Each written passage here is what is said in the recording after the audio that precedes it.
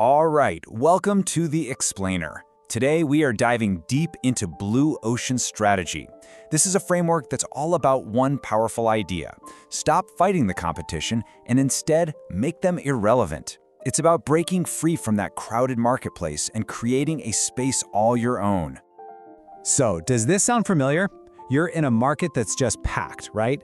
You're fighting for every single customer, you're constantly looking over your shoulder at what your rivals are doing, and it feels like your only moves are to either slash prices or just throw more money at marketing. It's exhausting, and it feels like a battle you just can't win.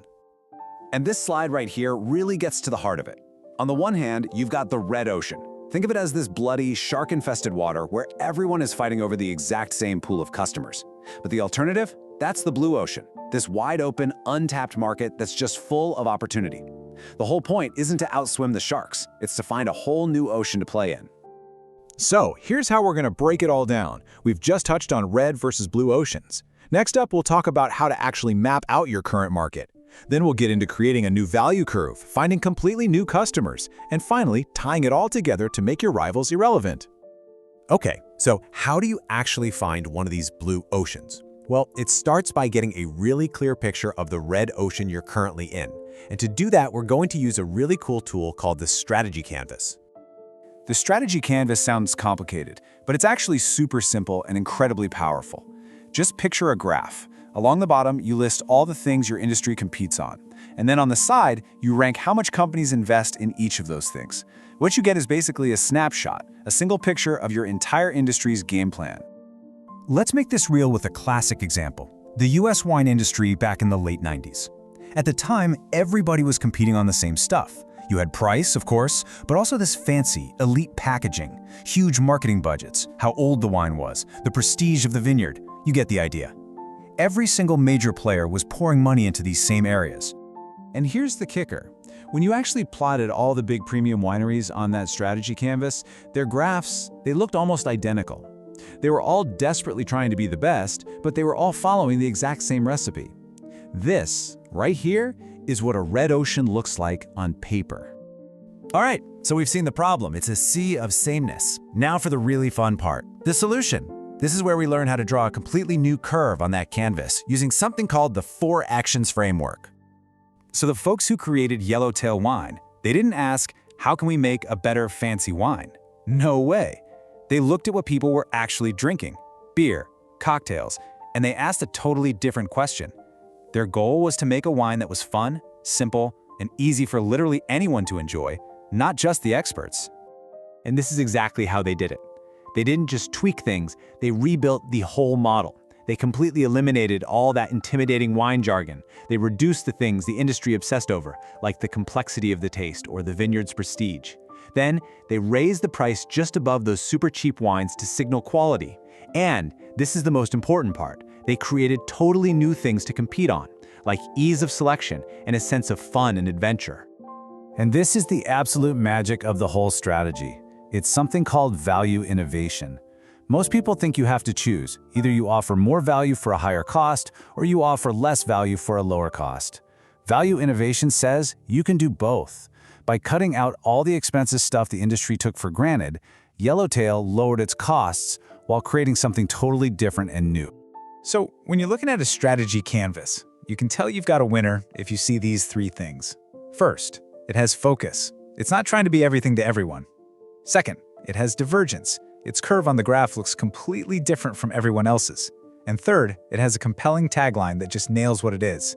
For Yellowtail, you can just hear it, right? A fun, simple wine for everyone. So creating that new value curve, that's about half the battle. The other half is figuring out who's actually going to buy this new thing. And that means you have to stop looking at your current customers and start finding the massive untapped market out there. Now, this requires a huge mental shift. Seriously, most companies spend all their time and money trying to find tiny little differences between their existing customers. Blue Ocean Strategy says, forget that. Instead, go look for the big, powerful things that non-customers have in common. These are the people who aren't buying from your industry at all, and that's where the real growth is hiding.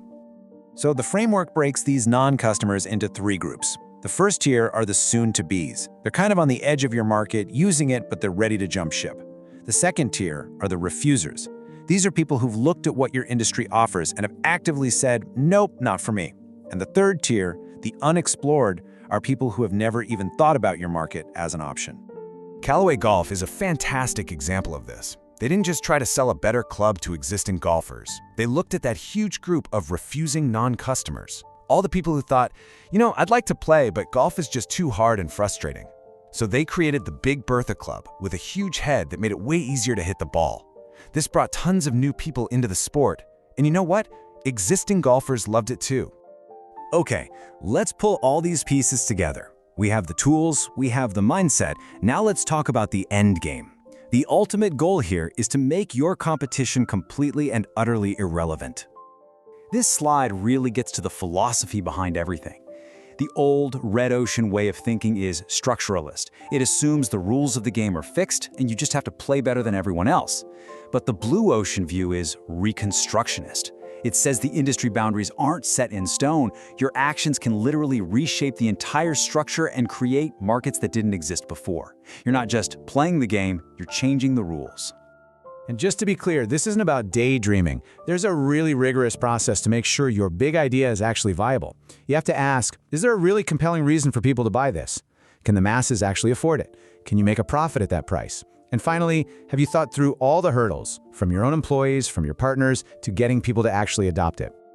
So if you walk away with just one thing from all of this, let it be this right here. Stop trying to beat your rivals at their own game. Focus on making them irrelevant. You do that by creating such a huge leap in value for your buyers that you and your old competitors aren't even in the same business anymore. And that brings us to a final question, one for you to really think about. Go back to that strategy canvas idea. What are the unspoken rules in your industry? What are the things that everyone just assumes you have to do? Because one of those things you take for granted might just be the key you can eliminate, reduce, raise, or create to find your very own blue ocean.